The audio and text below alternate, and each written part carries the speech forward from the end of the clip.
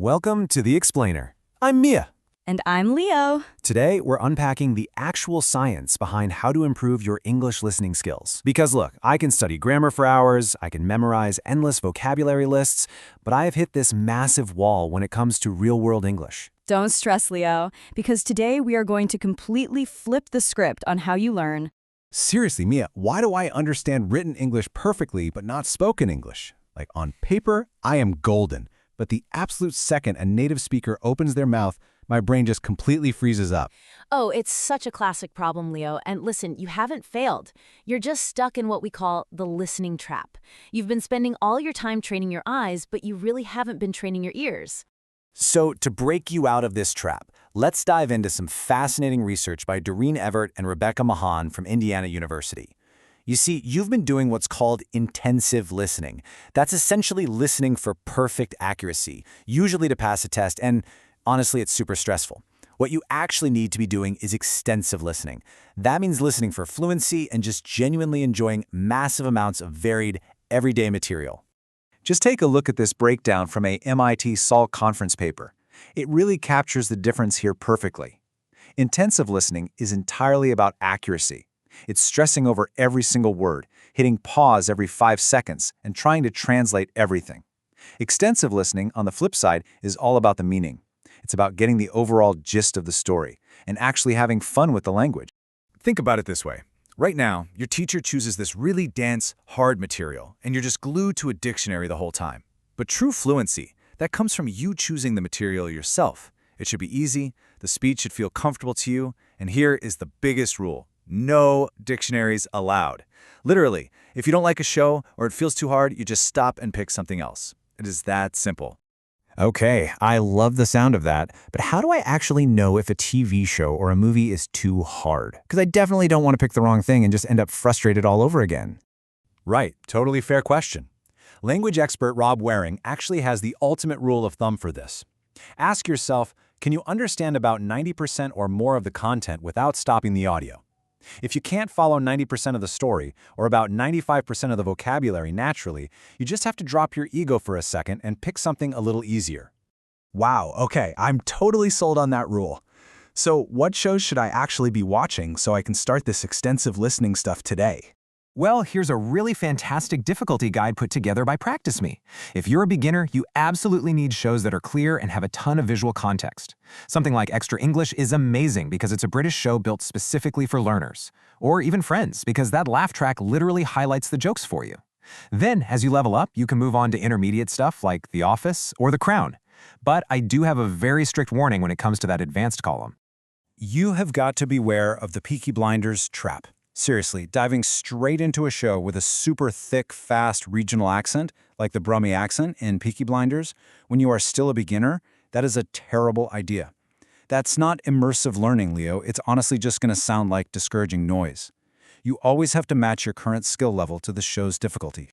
That makes a lot of sense. But wait, are subtitles actually cheating? Like, if I'm just reading the text on the screen, aren't I completely defeating the whole purpose of training my ears? Not at all. In fact, a really cool study from the University of Maryland proved that English captions actually boost your word recognition. They physically help your brain connect the spoken sounds with their written forms. However, relying on subtitles in your native language forever? Yeah, that is where things fall apart. To avoid that trap, you want to use what we call the subtitle ladder. Here is how it works. Step 1, if a show is really tough right out of the gate, start with subtitles in your native language just so you can grasp the basic plot.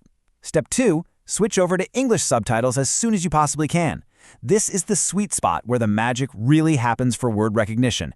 And finally, step 3, you turn them off completely and force your ears to do all the heavy lifting.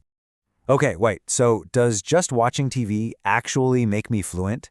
Like, I can just sit on my couch, binge watch Netflix, climb this subtitle ladder, and suddenly I'm going to automatically start speaking perfectly? Well, not quite. Here's the deal. Watching is input, but speaking is output.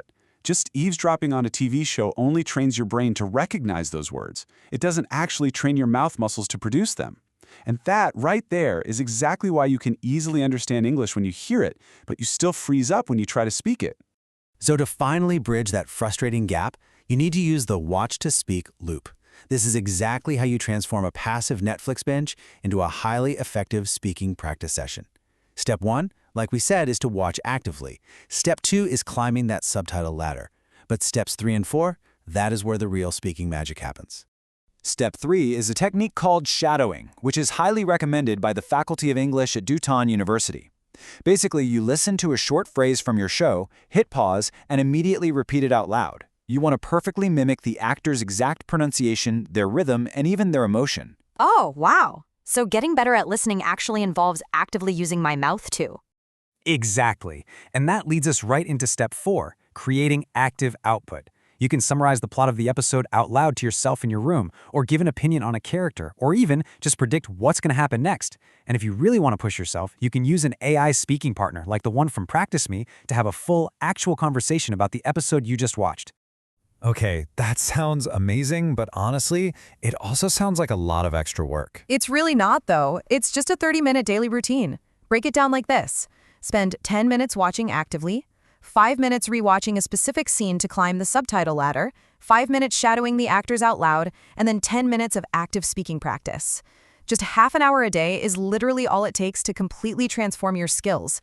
And to keep yourself on track, definitely remember these core daily habits from that Duton University research. You've got to listen to English every single day. Be patient with yourself. Gradually challenge yourself with slightly harder shows over time. Learn your new vocabulary directly from the context of the stories, not from random lists. And always, always celebrate those small wins. Real consistency is absolutely going to beat out those stressful marathon grammar sessions you're so used to doing.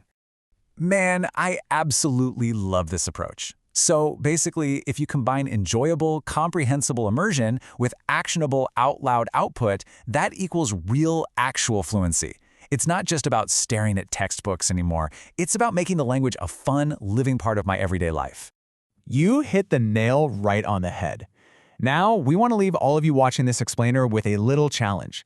What show are you going to choose for your very first Watch to Speak loop tonight? Yeah, pick a show that perfectly matches your current level, start climbing up that subtitle ladder, and get your mouth moving. Thank you so much for joining us for this explainer. We'll see you next time.